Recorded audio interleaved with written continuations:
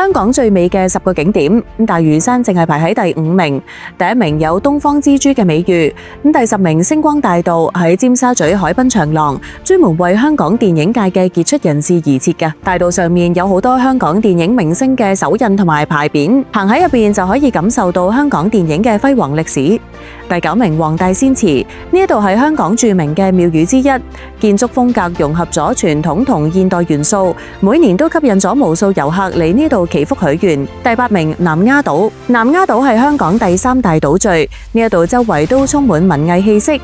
仲有好多特色小食店同咖啡館，俾人一種遠離城市喧囂嘅感覺。第7名香港中環，中環係香港嘅政治同商業中心，有好多歷史悠久嘅建築同現代化嘅摩天大樓，行喺入邊就可以感受到香港嘅繁華程度。第6名淺水灣，淺水灣號稱天下第一灣，仲有東方夏威夷嘅美譽。呢度嘅沙灘潔白細膩，海水清澈湛藍，周邊仲有好多豪華別墅，風景都好優美。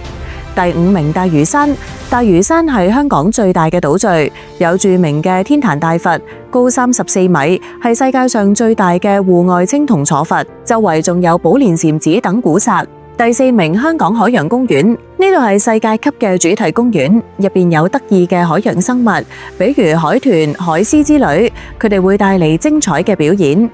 仲有各種刺激嘅過山車等遊樂設施。第3名太平山頂，企喺山頂可以俯瞰成個香港島嘅美景，尤其係夜晚，璀璨嘅燈光將城市裝點得如夢似幻。呢度仲有好多特色餐廳同觀景平台，可以俾你全方位欣賞香港嘅夜景。第2名香港迪士尼樂園，呢度有夢幻嘅城堡、刺激嘅遊樂設施，仲有各種精彩嘅表演。同時佢都係全球第5個以迪士尼樂園模式興建嘅主題樂園。第1名維多利亞港，佢係亞洲第1、世界第3大海港，有東方之珠嘅美譽。每當夜幕降臨，兩岸燈光璀璨，有大型節日嘅時候，仲會喺呢度舉辦煙火秀，5顏6色嘅煙花喺夜空綻放，倒影喺海面上面，場面好壯觀。除咗上面呢10個最美嘅景點，你仲知有邊幾個咩？